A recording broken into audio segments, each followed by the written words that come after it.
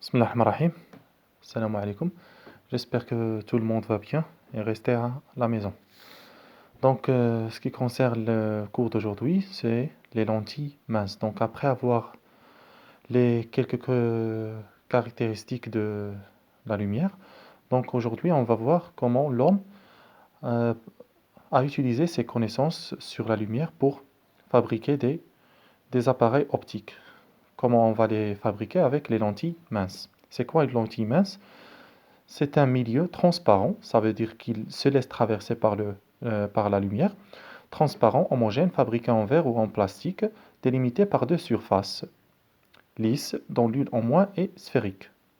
Par exemple, cette lentille-là possède une surface sphérique et une autre plane. Celle-ci possède deux surfaces sphériques, une et l'autre. Si les deux surfaces sont planes, alors il sera un morceau de verre, simple. Ça ne sera pas une lentille. Donc pour qu'elle soit une lentille, elle doit être délimitée par deux surfaces dont l'une au moins est sphérique. Et elle est utilisée dans les appareils optiques comme les microscopes, les appareils photo de téléphone, etc., la loupe, etc.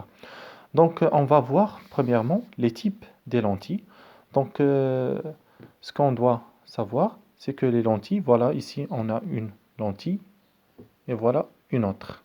Donc la lentille est caractérisée par le centre et par les extrémités ou bien le bord.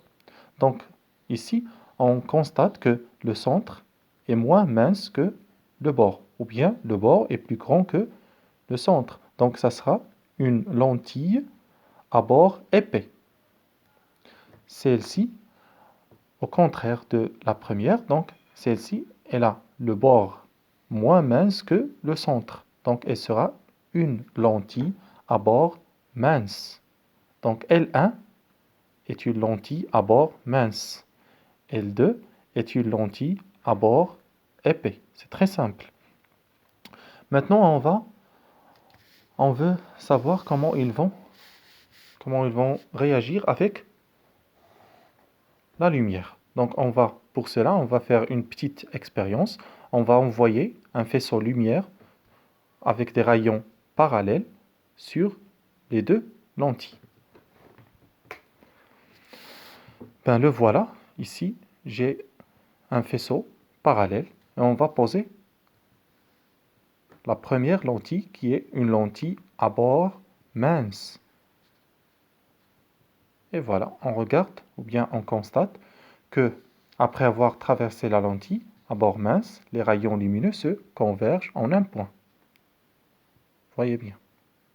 Donc les rayons se convergent. Donc les lentilles à bord mince seront des lentilles convergentes. Ça veut dire qu'ils convergent les rayons lumineux.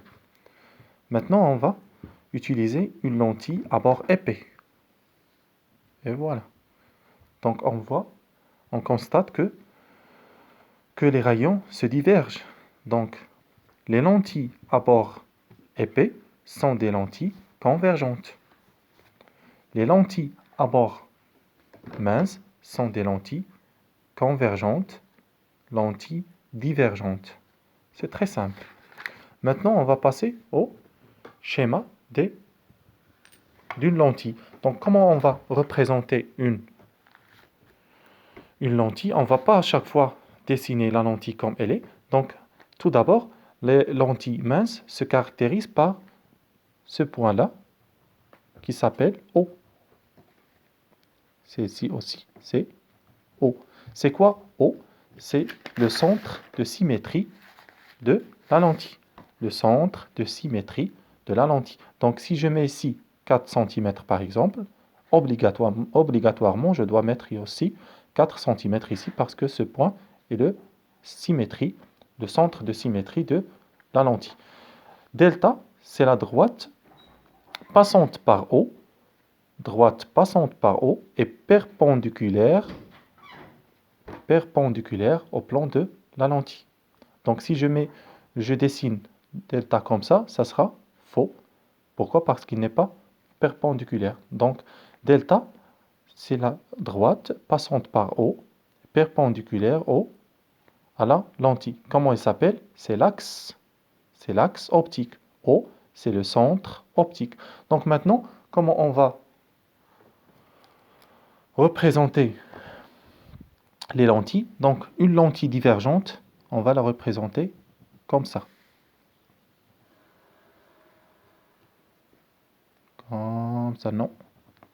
C'est comme ça.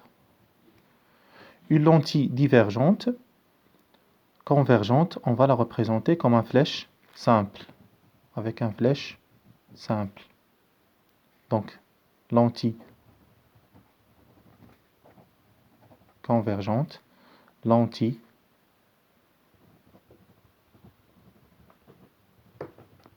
divergente. C'est très simple. Donc, il faut réécouter la vidéo plusieurs fois et comparer avec le cours, ce que j'ai dit. Et si quelqu'un n'a pas compris quelque chose, eh bien, je suis là. Merci.